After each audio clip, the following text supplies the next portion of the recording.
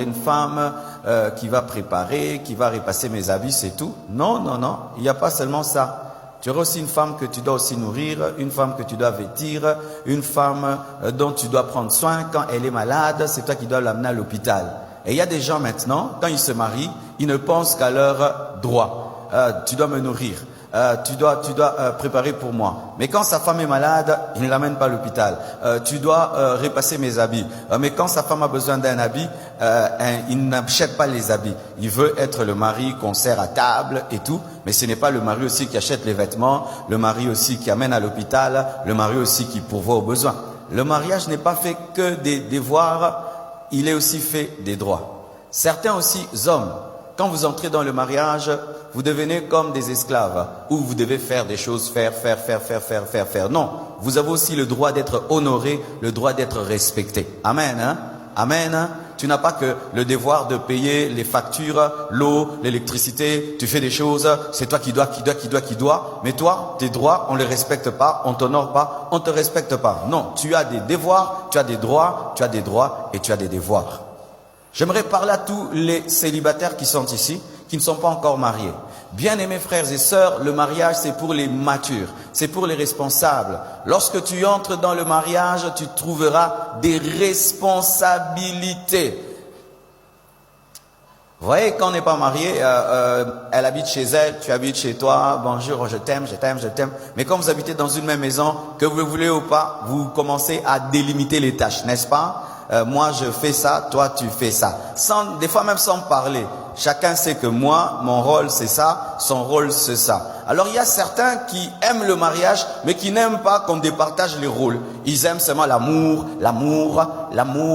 Mais il faut aussi torchonner la maison. Amen, hein? Les jeunes sœurs, il faut torchonner la maison. Torchonner. Au Gumbi Mukongo, torchonner. Et d'autres torchonnent comme ça. Comme si elles dansent les twists. Après, quand vous êtes béni, la robe blanche et tout. Et mais il faut avoir une maison propre. Et la maison ne sera pas propre toute seule. Et c'est pas qu'au début que vous aurez des travailleurs, à moins que vous soyez un couple jeune déjà très béni. Mais au départ, vous n'avez pas des domestiques. C'est toi qui dois nettoyer ta maison. Et ça ne doit pas sentir le mafuta mbila, ça ne doit pas sentir le poisson. Alors, ce beau garçon qui au début, quand vous étiez fiancés, te parlait que « Ah, tu as un bon parfum, hein, tu es bien habillé. » Ah, le même garçon, quand il entre maintenant, il se marie à toi, il te dit « Cette maison sent mauvais. » Oh non, là tu as changé. Non, c'est la fréquence qui a évolué. Alléluia. Ce n'est plus que ton petit chéri, c'est devenu aussi un monsieur qui, lorsqu'il rentre chez lui à la maison, il aimerait trouver une maison propre que tu as torchonnée. Pour ceux qui sont en Europe, vous avez aussi le niveau, vous torchonnez avec madame. Vraiment, vous avez un don spirituel très élevé, un fruit du Saint-Esprit, vraiment, il y a côté là. Moi, vraiment, je reste au Congo, non Kokati. Mais vraiment, tous ces hommes-là, vraiment, qui sont en Europe, vous torchonnez, vous lavez les assiettes. Vraiment, vous êtes extraordinaires. Continuez. Vraiment, que Dieu soit avec vous. Je vous soutiens de loin. Vous qui aimez les robes, tu vas porter les bébés, hein? Vous qui aimez les robes, bébé. En Europe, le bébé, c'est pas que pour madame, hein? Le bébé. Hey, toi, elle. Enlevez les couches, tu apprendras. Enlevez les caca, tu apprendras. Au solo, ndeko, au kolongo là. Ça, non, bien aimé. Moi, je reste au Congo. Je ne peux pas. Je vais m'évanouir. Mais vraiment, vous qui les faites, vous êtes des super papas. Continuez.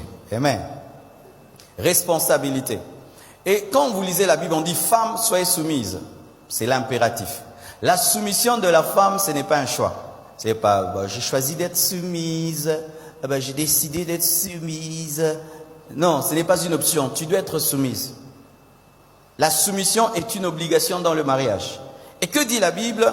Femmes, soyez soumises à vos maris comme il convient dans le Seigneur. C'est-à-dire quoi? La soumission à ton mari est un signe spirituel.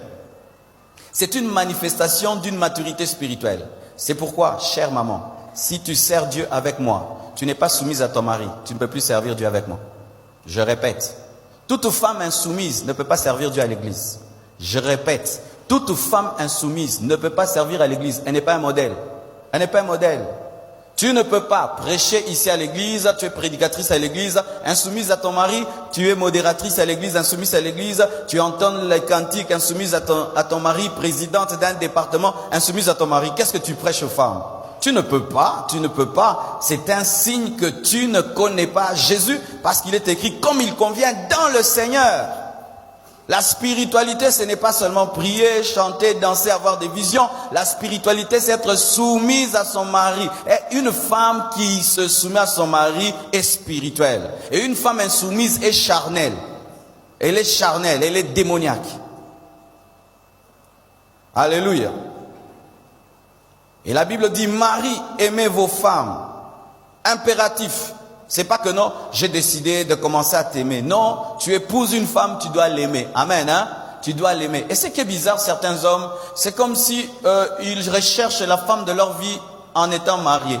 Il s'est marié, maintenant il cherche la femme de sa destinée alors qu'il a déjà épousé une femme. En train de chercher la femme de sa destinée dans le mariage.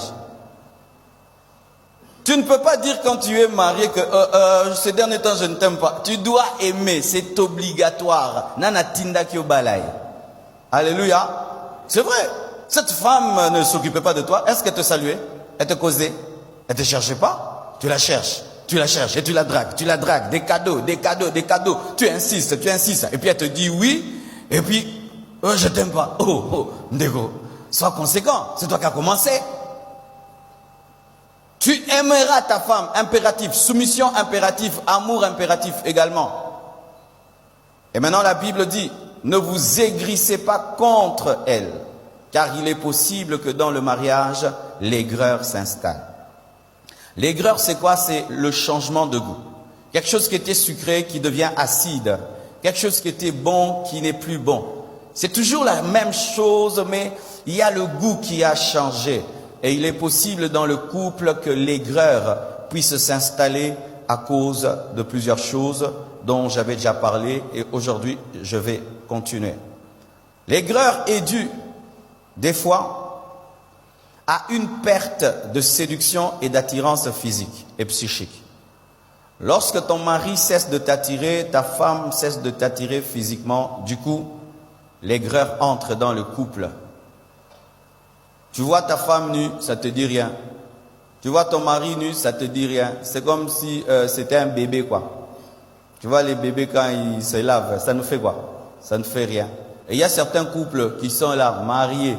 Même s'ils voient son mari ou sa femme en tenue dedans, d'ailleurs ça l'énerve. Tu ne peux pas t'habiller rapidement là, hein? Célibataire.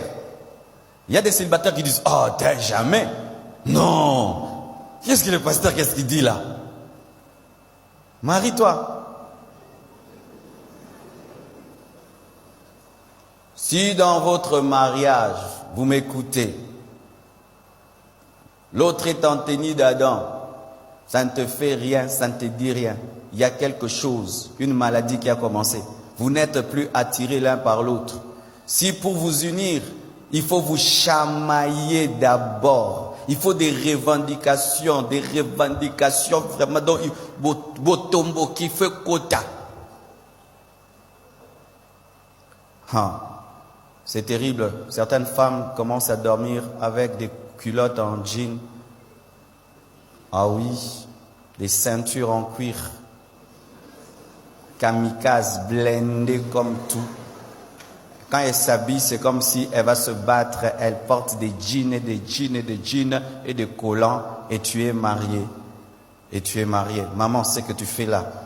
Est-ce que c'est différent de la sorcellerie?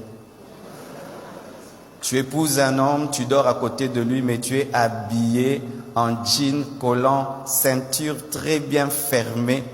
Et tu veux que cet homme-là, le matin, te donne des bisous. Oh, tu es la meilleure femme du monde. C'est un hypocrite, même s'il est rempli du Saint-Esprit. Est-ce que vous vous unissez toujours sexuellement facilement? Ou vous avez des délestages comme l'électricité du Congo? Après 2 mois, 3 mois.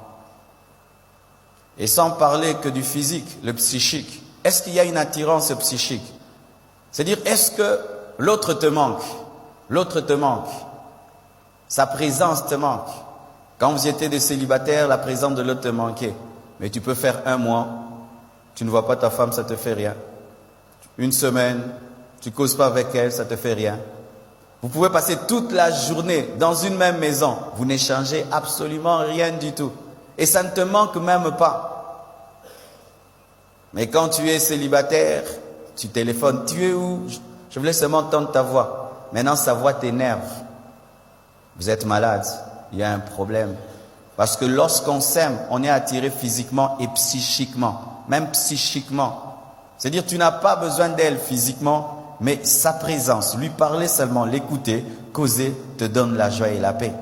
Est-ce que vous avez ça? Si vous n'avez pas ça, votre couple est malade. Vous devez le reconnaître. Causer, voir vos parents, voir les hommes de Dieu prier, parce que vous êtes malade. Et cette maladie, si elle tarde, elle peut conduire au divorce. L'aigreur est due à une perte d'amitié et de complicité.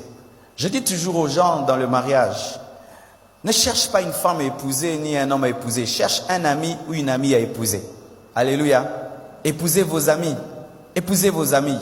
Si quelqu'un t'aime et veut t'épouser, laisse le temps au temps jusqu'à ce que vous allez atteindre un niveau d'amitié pour l'épouser. Vous savez pourquoi? Dans la vieillesse, il n'y a pas de sexualité, mais dans la vieillesse, il y a l'amitié.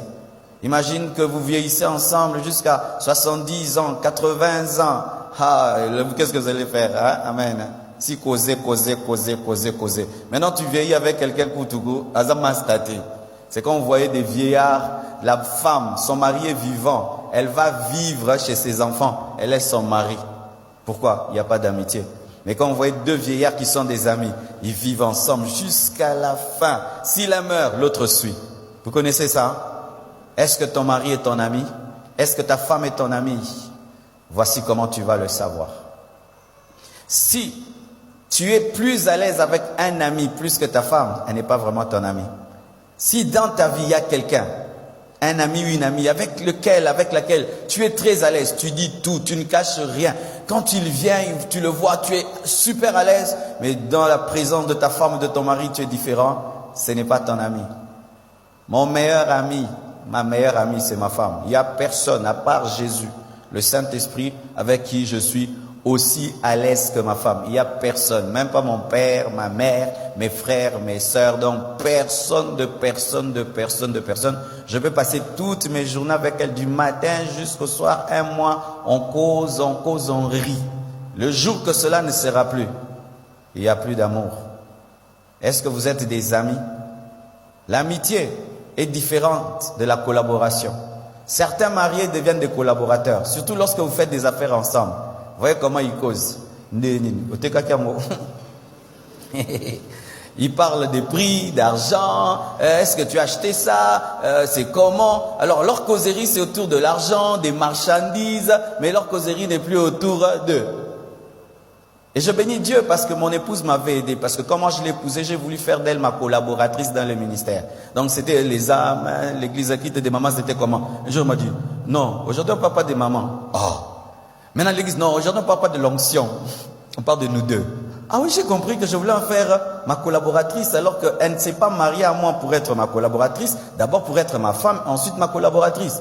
Mais si toute votre conversation ne tourne sur l'argent, acheter, vendre, amener les études des enfants, bien aimé, je peux parler de ça avec tout le monde, mais quel est ce niveau de dialogue que tu n'as qu'avec ta femme? Vous parlez tout le temps travail, sans parler boulot, il n'y a rien à se dire. Vous êtes des collaborateurs, vous n'êtes pas des mariés. L'aigreur est due à une division. Voici comment commence la division dans le couple. Vous vous chamaillez. Ça commence toujours, on se chamaille. Des fois pour rien du tout. Et quand on se chamaille, il y a un qui sait toujours qu'il a tort. Vrai ou faux? Vrai ou faux? Il y a toujours un qui sait qu'il a tort. Alors celui qui sait qu'il a tort, au lieu de s'humilier, il refuse. L'autre qui sait que l'autre a tort, attend que celui qui a tort dise qu'il a tort. Maintenant tu attends, l'autre aussi attend. Là, ça a commencé. Lui, il doit présenter des excuses. Moi, je dois lui pardonner. Et ça fait quoi? Quand vous allez dormir, Vous donnez le dos. Pendant que tu lui donnes le dos, toi tu réfléchis en regardant les murs, elle réfléchit en regardant la garde-robe. Et si vous avez l'Esprit de Dieu, vous pouvez vous retourner, vous régler le problème. Mais si vous n'avez pas l'Esprit de Dieu, le matin, vous vous réveillez ainsi, et vous vous arrangez, n'est pas vous rencontrer, mais dans une même maison. C'est pourquoi la division des hommes riches dure plus que les pauvres. Pourquoi les pauvres? La maison est tellement petite qu'il faut vous croiser. Donne-moi la main que je parle.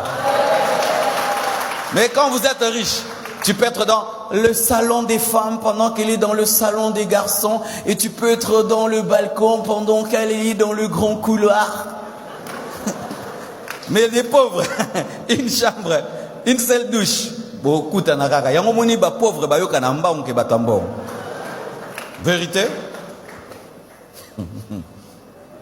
Pour ceux qui sont sur internet, il y a des choses qu'on dit bien qu'à Lingala. Il faut apprendre les Lingala. Alors ça fait, chacun se réveille en colère. Et demain, tu ne supportes plus de dormir avec l'autre. Tu prends un matelas, tu mets par terre. L'autre dort sur le lit, toi tu dors en bas. Vous faites ça une semaine.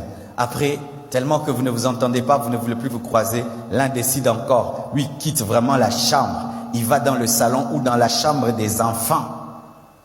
Et si vraiment ça perdure, l'homme commence à faire 3 jours, il découche.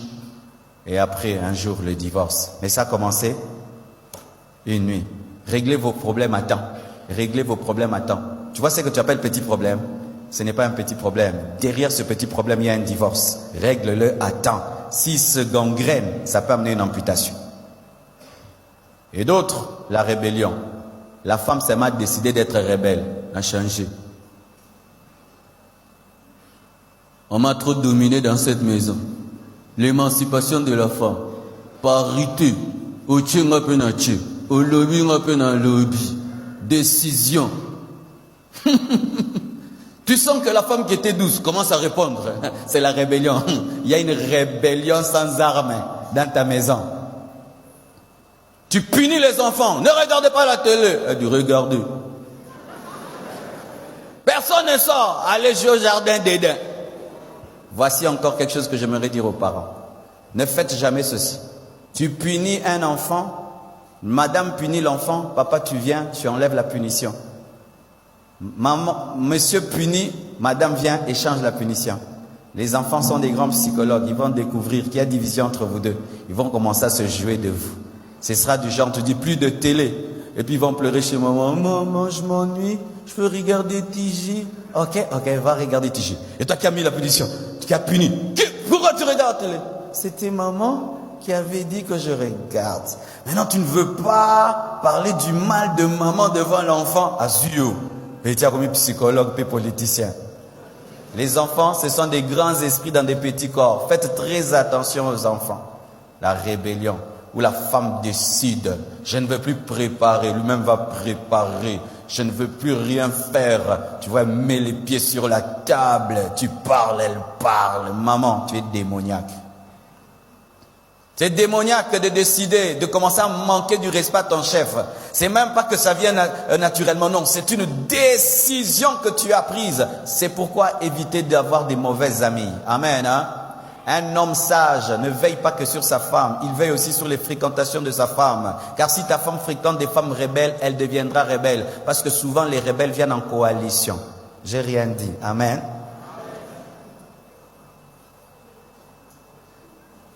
T'as pas remarqué que depuis que ta femme fréquente telle femme, c'est quand elle commence à te manquer du respect? Ça vient de quelqu'un qui lui a dit, moi mon mari quand il gueule, je me tais. Tu quoi? Je me tais. Même si tu as raison, je me tais. Non, tu vas pas me dire ça. Mais toi, tu es quel genre de femme? De 1940? Maintenant, quand elle va rentrer à la maison, elle va tester maintenant sur toi les conseils de son ami Lucifer. Si tu vois un changement radical dans ton épouse ou dans ton mari également, vérifie son entourage. Souvent, c'est lorsqu'on change d'entourage qu'on change de comportement. Alléluia. Lorsque on n'a plus une même vision. Un couple s'aime lorsqu'ils vont ensemble vers le même but, le même chemin. Ils ont choisi d'atteindre un même but. Je veux devenir président. La femme te soutient pour le devenir. Vous voyez comment Michelle Obama a aidé Obama. Comment Hillary Clinton et Clinton ont travaillé ensemble. Je veux devenir footballeur. Tu vois, la femme vient même aux entraînements. Et vous voyez qu'ils partagent les mêmes choses. Ils ont une même vision. Des affaires. Quand ils ont l'argent, on ne bouffe rien. On investit, on investit. Ils veulent construire. On n'achète plus rien. On met tout dans les ciments. Mais quand tu vois, il y a deux visions qui s'installent dans la maison. Chacun fait ce qu'il veut. Du coup, l'aigreur entre. Pourquoi? Vous ne partagez plus les mêmes choses. Vérifiez bien, vous allez voir. Même derrière ce grand basketteur ou ce grand footballeur se cache une femme qui aime son travail. Amen. Quand il rentre, hey Diogo, Diogo. Et son mari se sent bien. Lui, son boulot, il porte une culotte, il met des buts. Mais il y a des femmes qui ont honte du travail de leur mari. Ton mari fait quoi? Il travaille. Il travaille où? Il travaille en ville. En ville, il fait quoi? Il travaille.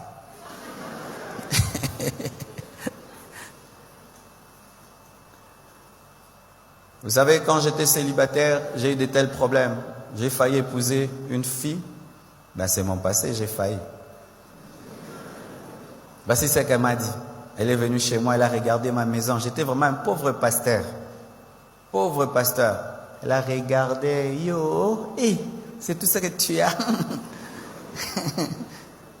Et puis elle m'a dit, vraiment je t'aime bien, mais j'aime pas ton travail. Elle m'aimait bien, mais n'aimait pas mon travail. Donc si je l'avais épousée, j'allais pas être ce que je suis. Une fois j'ai invité un prédicateur, il est venu apporter la parole ici. Et j'ai regardé comment sa femme le regardait. Tu vois, l'homme est en train de vibrer, lui veut prêcher. Sa femme me regarde. Elle aurait aimé être la femme d'un professeur d'université, d'un avocat. Elle a épousé un pasteur.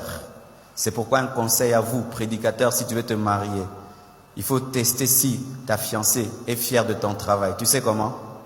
Quand tu es béni, kabele mbonga mabonza, ota sera sepel.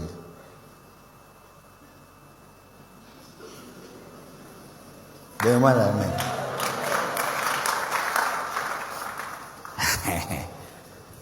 Celui qui fait le diamant, il nourrit sa femme avec quoi? L'argent du.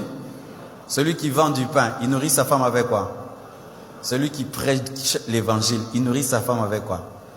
Alors si ta femme a honte de l'argent de l'évangile, est-ce qu'elle peut être fière de dire qu'elle est femme de pasteur? C'est pourquoi certaines femmes de pasteur, au lieu de dire qu'elles sont femmes de pasteur, disent « Moi, mon mari, c'est un conférencier. » L'une des choses qui m'a amené à aimer mon épouse, c'était ça. J'étais fiancé à elle, elle m'accompagnait prêcher. Jolie comme tout, elle m'accompagne. Je la présente, elle est fière. Quand elle me bénit même avec $20, je la bénis. Elle prend ça avec respect. Et après tu vois, elle t'achète un frigo. Avec l'argent que tu lui as donné. Elle t'achète un four. Tu dis, pourquoi tu m'as acheté? J'ai vu, tu n'as pas de frigo, tu n'as pas de four. J'ai dit, cette femme est fière d'être la femme d'un pasteur. Bien-aimé, maman, es-tu fière du travail de ton mari? Même les femmes de sentinelle sont fières de leur mari. Il y a 2 jours, la femme de Jeannot. Vous connaissez Jeannot, non? Je ne connaissais pas la femme de Jeannot. Alors j'ai vu une femme dans la parcelle. Jeannot me montre, Pasteur, oh, moi c'est Nana. Et la femme dit, moi c'est Jeannot.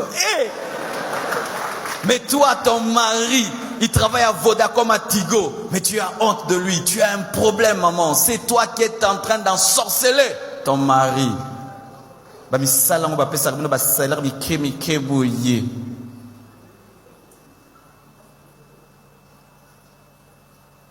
Il ramène le salaire. Mets ça sur la table. Papa, c'est salaire, hein? Salaire, hein? Alors qu'il y a des pousse-pousseurs, quand il rentre à la maison, il est reçu comme un roi des rois, un seigneur des seigneurs. Mais il est pousse-pousseur, il est reçu avec honneur. Mais ton mari, il gagne $500, mais tu le reçois comme un moins que rien. De vision. Avant, tu aimais son travail, maintenant tu n'es plus fier.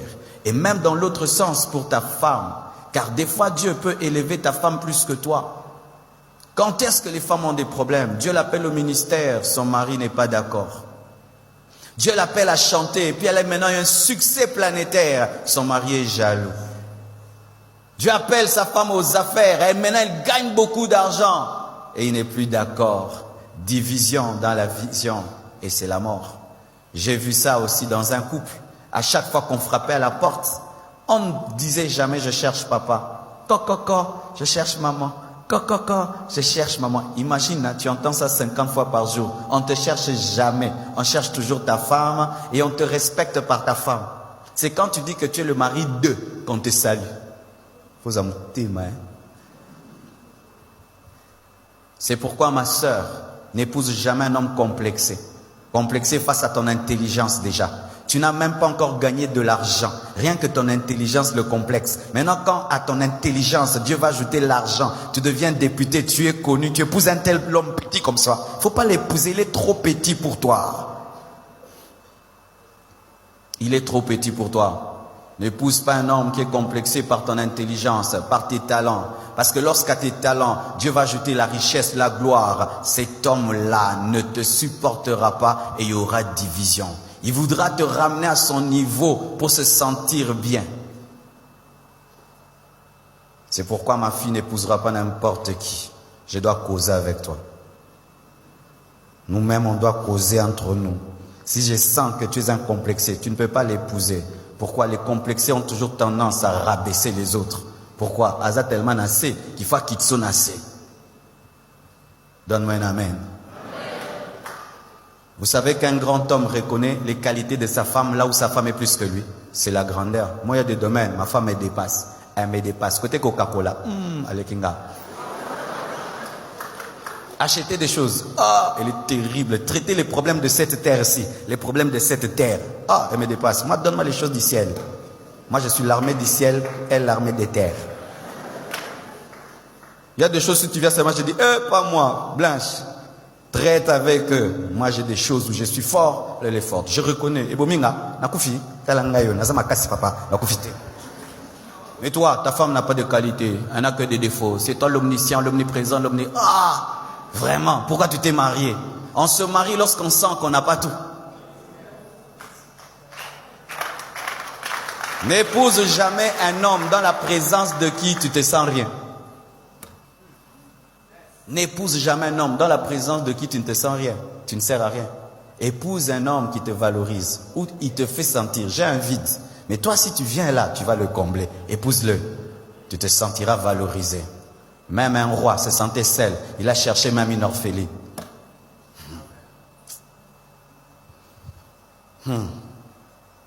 Une autre chose, la perte de l'autre. La perte de l'autre dans le mariage, je ne parle pas de la mort. L'autre existe vraiment, mais tu l'as perdu. Un jour, un homme entre dans son salon et commence à regarder leur photo de mariage. Et commence à crier, « Où es-tu? Où es-tu, ma femme? Où es-tu » Et sa femme était là. « Oh, mais qu'est-ce que tu as? Je suis là. »« Non, non, où es-tu? Où es-tu, la femme que j'ai épousée? » Oh. Mais je suis là. Non, celle que j'ai épousée, c'est pas toi. Toi, où est partie ma femme en toi? Vous savez pourquoi? Elle était une autre dans les fiançailles, elle est devenue une autre dans le mariage. Il était un autre dans les fiançailles, il est devenu un autre dans le mariage. Dans les fiançailles, tu étais doux, le mari doux. Chérie, ouvrons les portes. Au beau sanine, on doit la porte. Après toi, ma femme. Après toi. Après vous. Quand elle veut s'asseoir, tu tires la chaise. C'est quoi? Dieu. Dieu. Ici. Chut. Tu te tais. Mais avant c'était, s'il te plaît, comment ça va? Coucou. Escroc. Tu l'as escroqué. Vous savez, ces personnes qui viennent avec des contrats, est-ce que vous pouvez signer? C'est gentil. Une fois que tu as signé, maintenant vient te révéler entre les lignes. Les petites phrases là que tu n'as pas vues. Il peut même t'amener en prison à cause de ça. Il y a certains, ils font ça dans le mariage. C'est pourquoi, chers frères, sœurs, tant que tu n'as pas maîtrisé quelqu'un dans les fiançailles, ne l'épouse pas. Ça peut être un escroc. Il a seulement besoin d'un homme, d'une femme, mais il ne t'aime pas. Je vous dis, je suis pasteur. Prenez le temps de savoir avec qui vous vous êtes mariés. Prenez le temps. Sinon, il y aura un décalage entre celui que tu as épousé et celui avec qui tu vis. Ou tu épouses une femme, tu vois la douceur est partie. Armée vibreuse. Oh, vibrer. Ça nanga na beto. Na beto. Abetopé. La boxeuse était cachée dans la douceur. Et quand tu dis, mais comment t'es comme ça, elle te dit, il fallait tout n'a pas parent nanga, il fallait ça. On s'est renseigné bien. Et toi-même, tu te rends compte que tu t'es pas bien renseigné. C'est pourquoi ne faites pas ces mariages de l'église. Amen. Vous rencontrez à l'église, tout se passe à l'église. Souvent, les gens, quand ils viennent à l'église, ils portent des masques. C'est en dehors de l'église que tu peux découvrir quelqu'un. C'est pourquoi que vos fiançailles ne se vivent pas à l'église, en dehors de l'église. Vois comment elle a compassion des pauvres sur la route. Comment elle répond aux gens qui la piétinent. Comment elle répond à quelqu'un qui est un inconnu. Comment elle traite les inconnus. C'est ça, le vrai elle, le vrai lui. Alléluia. Une autre chose. Une perte de la vision première du mariage. On se marie pourquoi? Parce qu'on s'aime, n'est-ce pas? Tu aimes une femme tellement que tu l'aimes, tu dis, ah non, il faut que je l'épouse quand même. Il faut qu'elle vive avec moi. Tu aimes tellement un homme, tu dis, ah non, il faudrait seulement que je vive avec lui. C'est l'amour. Mais lorsque la vision du mariage devient les enfants, surtout nous les Africains, ça détruit le mariage, surtout quand les enfants tardent de venir. Certains ont des enfants immédiatement après le mariage. 9 mois après, ils ont des enfants. D'autres, 1 année après. Mais pour certains, ça tarde. 3 ans, 4 ans, 5 ans, 9 ans, 10 ans, 15 ans. Et tu vois maintenant, l'amour s'effriter. Tu me donnes pas des enfants. Tu me donnes pas des enfants. Tu me donnes pas des enfants. Et surtout, nous les hommes, tu me donnes pas les enfants. Savez-vous, mes frères et sœurs, que des fois, ne pas avoir des enfants, ce n'est pas toujours la femme, des fois c'est l'homme. Mais les femmes, elles acceptent facilement de faire ces examens-là. Mais nous les hommes, on refuse de faire ces examens-là parce que c'est humiliant. Les femmes vont faire ces examens comme des brebis. Nous, on va comme des boucs. Docteur. Et tu dis, c'est toi qui es stérile. Alors que ta femme n'est pas stérile. C'est toi qui es stérile. Mais ta femme ne peut pas t'obliger de faire un spermogramme et tout le reste. Elle ne peut pas t'obliger. Peu d'hommes acceptent de faire ces examens-là et disent, c'est ma femme. Que ce soit ta femme qui est stérile ou toi qui es stérile, vous n'êtes pas mariés pour avoir des enfants. On ne se marie pas pour avoir des enfants. On se marie parce qu'on s'aime. Non, on n'est pas d'accord. On ne se marie pas pour avoir des enfants. On se marie parce qu'on s'aime. Je vais vous donner une preuve même de l'amour de Dieu. Si vous n'arrivez pas à avoir des enfants, certains, il faut même adopter.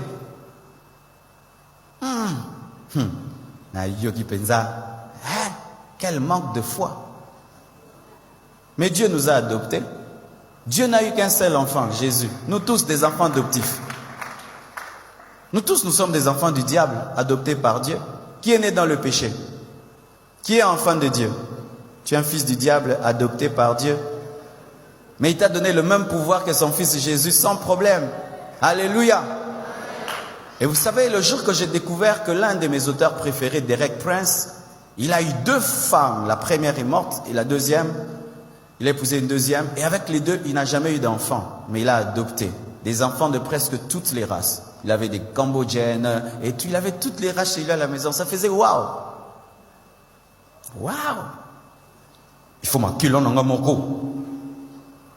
Ne savez-vous pas que certains ont eu des enfants et ont des enfants provenant de leur propre sang? Mais quand tu entres dans leur maison, ils te disent, pasteur, prie pour mes enfants, ils vont me tuer, ces enfants vont me tuer. Mais c'est son propre sang qui veut le tuer. Mais il y a des gens qui ont adopté des enfants. Ces enfants sont devenus grands et les ont bénis. C'est l'Africain qui ne croit pas, qui peut prendre un enfant, jeter, et il l'éduque, et il devient plus reconnaissant même que son propre sang. C'est nous qui n'y croyons pas, alors que Dieu nous l'a démontré. Il a adopté les enfants du diable que nous sommes. Voilà comment un enfant du diable parle de Jésus. Je suis un enfant adopté. Ça passe pas. Je vous assure, l'un de mes plus grands rêves, après avoir construit tout ceci, c'est construire un orphelinat où tu ramasses des enfants jetés. Un mois, tu l'amènes à la maternelle, primaire, secondaire, humanité, université. Ça devient un grand monsieur, une grande dame. Quel honneur! Tu te sens comme Dieu. Alléluia. On ne se marie pas pour avoir les enfants. On se marie parce qu'on s'aime. Si vous vous mariez pour les enfants, vous serez déçus. Parce que ces mêmes enfants, demain quand ils grandiront, ils vous abandonneront. Ils vous oublieront. Sur 10 enfants, il n'y en a que 3 qui restent attachés aux parents. Les enfants modernes ne sont pas attachés. Papa, je vais t'envoyer un selfie. Je vais t'envoyer un smiley, un WhatsApp. Mais te voir, te visiter, ils n'ont plus le temps. Le monde va tellement vite. Mais il y a des gens, des couples formidables, qui n'ont pas d'enfants, mais qui sont en train de détruire leur mariage. Tu sens qu'il y a l'amour. Ils s'aiment vraiment. Mais comme les enfants tardent, ils détruisent le mariage, alors qu'ils sont un couple formidable. Je ne savais pas qu'un grand homme de Dieu, que je respecte, qui prêche dans le monde entier, était stérile. Jusqu'à ce que quelqu'un me dise, il m'a dit, tu sais tel? Oui, il n'a pas d'enfant. J'ai dit, qui? Lui, il n'a pas d'enfant. Tu ne sauras pas que ce grand prédicateur de l'évangile n'a pas d'enfant. Il ne manifeste même pas qu'il n'a pas d'enfant. Il est heureux, il aime sa femme, il est épanoui dans son ministère parce qu'il a épousé sa femme, parce qu'il aimait. Je crois au miracle des enfants. Nous avons vécu ça dans notre propre famille. Ma soeur a fait 9 ans sans enfant. Maintenant, elle en a 2. Dieu peut vous donner des enfants miraculeusement, mais sachez qu'on ne se marie pas pour cela. Amen. Amen. Une autre chose, c'est lorsqu'on oublie l'amour de la jeunesse.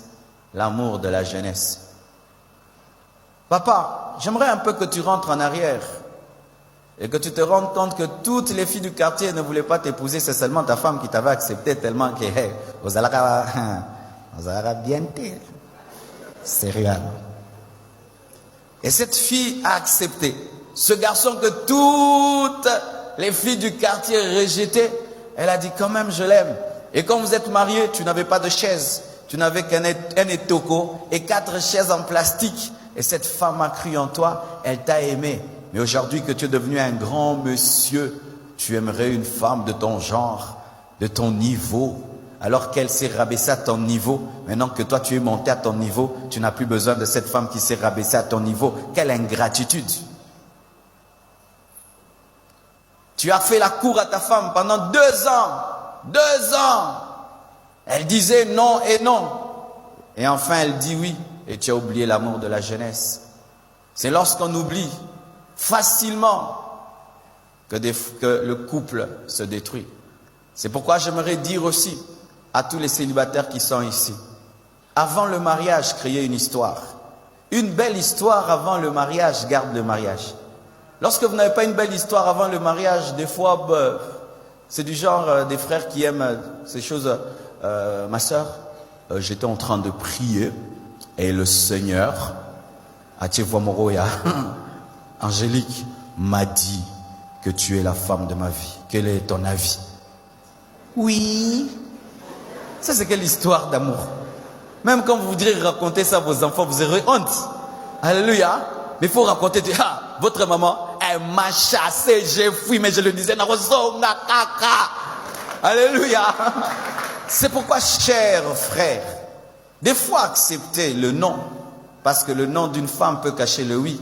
Mais souvent, nous les frères, 3 heures de prière, quand tu sors avec la foi, tout ce que vous demanderez en priant, croyez l'avoir reçu. Vous le verrez s'accomplir.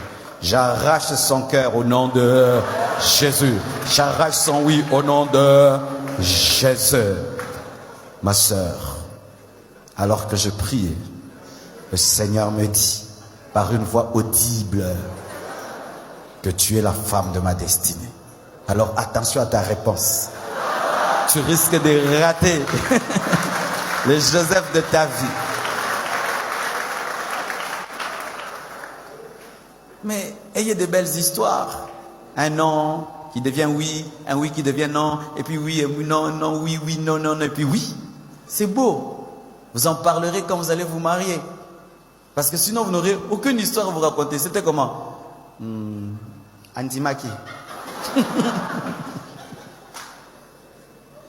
Alors mon frère, rentre là, on t'a dit non. Rentrez là, on vous a dit non. Il se peut que c'est elle, mais tu es trop orgueilleux. Trop orgueilleux pour avoir un non. Et il y a une belle histoire. Chère sœur, des fois vous gâchez l'histoire qui précède votre mariage en mettant trop de pression, pas sur l'amour, mais sur le mariage. Parce qu'il y a une différence entre le mariage et l'amour. C'est du genre, tu m'épouses quand? Tu m'épouses quand? Tu m'épouses quand? Tu m'épouses quand? Tu m'épouses quand? Tu m'épouses quand? Tu m'épouses quand? Dans quelle salle de fête? Tu m'épouses quand? Tu vois mes parents quand? Tu vois mes parents quand? Déjà, je ne sais pas comment tu es. J'irai voir tes parents. Non, moi vraiment je n'enseigne pas ça. Et moi, je n'enseigne pas que parce que tu aimes un frère, une sœur, que du coup tu dois le présenter aux parents. Non, tu vas présenter 1000 personnes aux parents. Toi-même, d'abord, tu as la maturité, tu dois étudier la personne et sentir que tu l'aimes et qu'elle t'aime et que vous pouvez marcher ensemble. Et puis tu dis aux parents, j'aimerais vous présenter quelqu'un. Mais à peine qu'un homme vient t'épouser ou bien te dire je t'aime, tu vois mes parents quand? Oh, mais tu l'effraies. C'est effrayant. Ceux qui ne sont pas effrayés, c'est ceux qui ont déjà fait beaucoup de prêts d'autres, ratés, beaucoup de... habitués à leurs parents. Il y a des frères comme ça, donc il est habitué aux parents, donc il a été trop, les parents là, il les a déjà dans sa poche. Mais un frère qui n'a jamais été dans une famille, il s'assied et un papa lui pose la question, tu veux quoi? C'est effrayant. Tu es autrui. Et puis tu dis que tu veux épouser sa fille. C'est effrayant. Alors donne-lui le temps de t'aimer et qu'il puisse le vouloir. Mais je ne dis pas non plus que vous devez vivre le copinage, mais aussi respecter le temps d'observation parce qu'on ne présente pas ce qu'on n'a pas observé. J'aimerais finir en disant ceci. Une métamorphose négative dans le mariage. Une métamorphose négative dans le mariage peut amener l'aigreur. Tu étais mince vraiment, amen, hein? Mince. Tu quittes vraiment de mince à XXXXXL. C'est pas bien. Si tu étais mince, tu peux aller même, tu deviens L, large. Amen, slim à large, les bébés et tout. Mais tu quittes slim à XXXXXXL. Et là, après 4 ans de mariage, 3 ans, c'est un choc. C'est un choc. À moins que tu aies épousé ce genre d'homme qui aime des femmes très grosses, parce qu'il y a des gens qui ont ces goûts-là. Amen, hein? Ça existe. Alors il t'épouse, tu es mince, alors il te fait trop manger, pour que tu grossisses et que tu sois à son goût. Il y en a comme ça. Mais la plupart des hommes modernes aujourd'hui, ils n'aiment pas des métamorphoses trop radicales. Amen, hein? De slim à XXXXXL. Je t'assure. À moins que ce soit son goût. Mais si tu sais que ton mari, ce n'est pas son goût, bats-toi. Et bizarrement même, quand on dit ça, au lieu que ça te pousse même à changer, donc comme qu'on lit à l'issue ma casse, l'issue wana l'issue vraiment, c'est pourquoi souvent tu vois, quand on dit il y a une fête, je suis fatigué, il refuse de sortir avec toi dans la fête. Il y a telle sortie, il refuse. Pourquoi? XXXXXL. Et ce qui est drôle, les femmes, malgré que vous devenez XXXL, dans les fêtes, vous aimez des robes slim. Ça, j'ai jamais compris. C'est comme si les jours des mariages, des fêtes, elles oublient qu'elles sont devenues XXXXL. Elles vont être slim. Ou est-ce que machouchi? Tu connais les machouchis? Les débordements de graisse sortent de partout. J'ai envie de dire à la maman là, maman, oh, nini. Moi, moutala ti robe, mes robes est boyi. Et boyi. Et puis, il faut le petit kanganda kou. On l'a tali puta, hein? Mais gloire soit rendue à Dieu parce qu'on est en Afrique. L'Africain, il aime beaucoup quand la femme grossit. C'est le signe qu'il la nourrit bien, qu'elle est à l'aise, qu'elle ne manque de rien.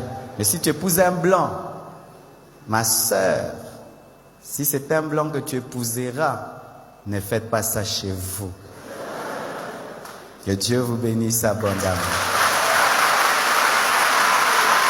Alléluia.